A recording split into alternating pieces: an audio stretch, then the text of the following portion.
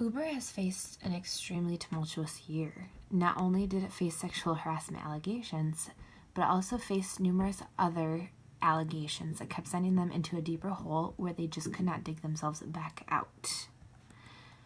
So to kind of go over it just a little bit again, the crisis happened back in 2017 where an employee of Uber wrote an in-depth blog post that highlighted her time working for the company as one that was filled with sexism and sexual harassment. She wrote the article hoping that it would bring light not only to the company but also to the issues of sexual harassment in the workforce. But yet the company had a different idea, and unfortunately, the issue, even to this date, in July 23rd of 2017, it still has not been resolved.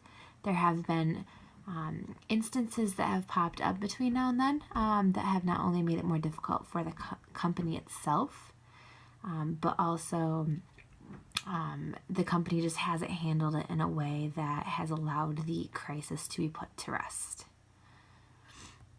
So when we look upon the crisis, there weren't a lot of things that the company actually did right. They did a lot of issues, a lot of steps that actually just made it worse for the company as time went on. So I don't have a lot of positives to highlight. Most of it actually are just negatives. So on February 19th of 2017, Susan Fowler publishes details of sexual harassment and gender bias in the workplace, and an investigation begins to look into these allegations. Uber's chief executive responds quickly, but unfortunately he does it via email, and a reporter picks up onto this rather than directly facing the public himself, which sent the company into kind of a tailspin. And he claims that what she describes is aberrant and against everything Uber stands for and believes in. We seek to make Uber just a workplace for everyone, and there can be absolutely no place for this kind of behavior at Uber. And anyone who behaves this way or thinks it's okay will be fired. So this wasn't the best response. He could have handled it much differently. He points some blame here. So this definitely creates a larger issue for Uber as time goes on. March 19th of 2017, Uber president Jeff Jones, he quits. He states the beliefs and the approach to leadership have guided his career and inconsistent with what he saw and experienced at Uber. He didn't feel like it was a workplace he wanted to be at anymore, so he chose to pursue something else. Although he claims that it had nothing to do with the crisis that happened, there are couple articles that actually point out he left because the crisis was getting out of hand and he felt like it was best for him to step away before it got and spiraled out of control a little bit too much. April 11th, 2017, Uber's communicator-in-chief resigns. She struggles to get back to Uber, struggles to get Uber back on message amid the crisis, including the sexual harassment allegations. She felt as though the crisis was spinning out of control, and unfortunately she couldn't get the company back on top as she didn't have the support or the aid that she needed, so she also chose to leave the company. So here Uber has suffered a lot of people stepping down from high positions within the organization, which has caused a much larger issue for the organization as they don't have the proper help to aid them in handling what is quickly turning into a really massive crisis extending over the course of quite a few months. June 6th of 2017, Uber fires 20 employees after the investigation discovers 215 claims of harassment and other instances of inappropriate behavior in the company. These claims were categorized as the following. Discrimination, there was 54. Sexual harassment, there was 47. Unprofessional behavior, there was 45. Bullying, there was 33. Harassment, there was 19. Retaliation, there was 13. Physical security, there was 3. And wrongful termination, there was 1. A lot of this coincides actually with what Susan Fowler said in her blog regarding what was going on in the company that she wanted people to be made aware of. So during this investigation that ensued after her blog post came to light back in February, this is what they discovered. And this was about a month and a half ago, and they actually ended up firing quite a few people over it. June 13th, CEO Travis Kalanick resigns after allegations of misconduct continue to spiral, and the company cannot get their footing back. After he delivered a note from the investors they called for his resignation. So he felt as though he needed to step away from the company.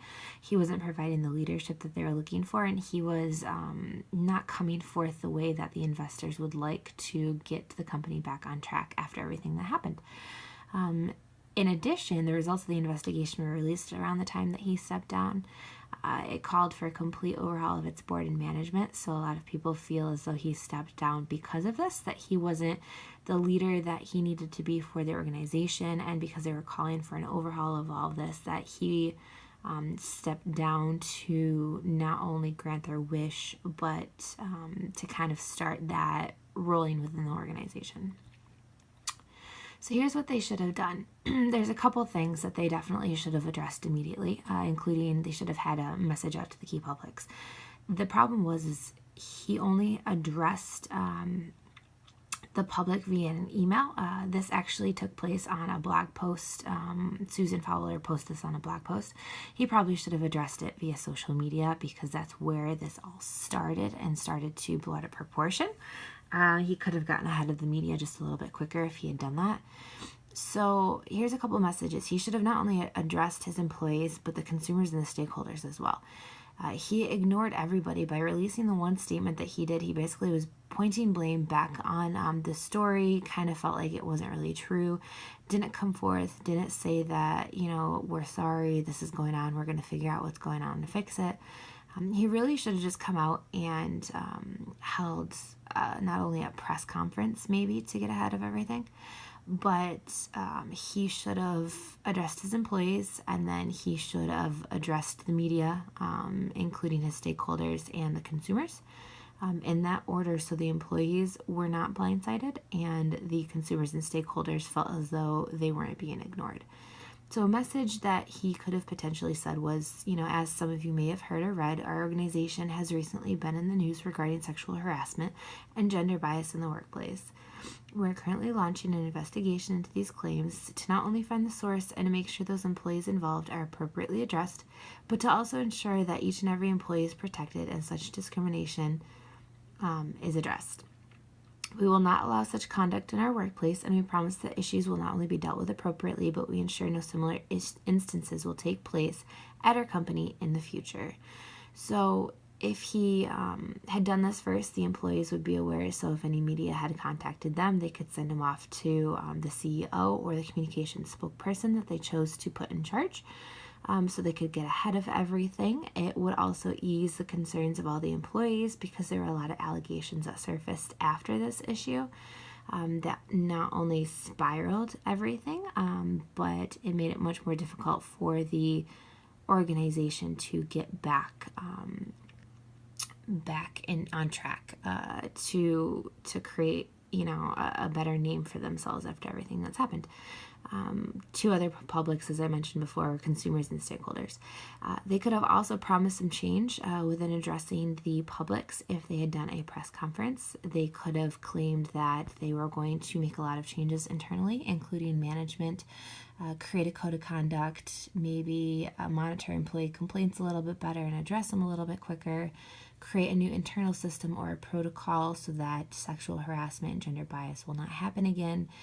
In addition, they could hire leadership and an image professional to not only aid them in their response to allegations, since the organization clearly needed the extra help, but to also have somebody who could help leadership in how they handle such instances, as the company was so new. A lot of people that they hired to be in those leadership positions did not have experience as leaders in the past, and that could have potentially spiraled the crisis out of hand even further. So I found a quote doing some of my research that I felt like was extremely pertinent to everything that I've looked at involving the sexual harassment allegations against Uber, including this one right here, that one of the communications professionals has actually mentioned about the organization, and they stated, "It's time for Kalanick to get back to the basics, to go big, to travel to all his offices, meet with drivers on the front line, give them reins to somebody who's really scaled a company. Founders can still have value, but he has to purge the culture or lose confidence in his staff. This is a major warning. A business can unravel when the human fabric unravels." This is great. It just shows why the company has started to fail miserably. A lot of it has to do with leadership because they did not handle the crisis correctly. They did not step up.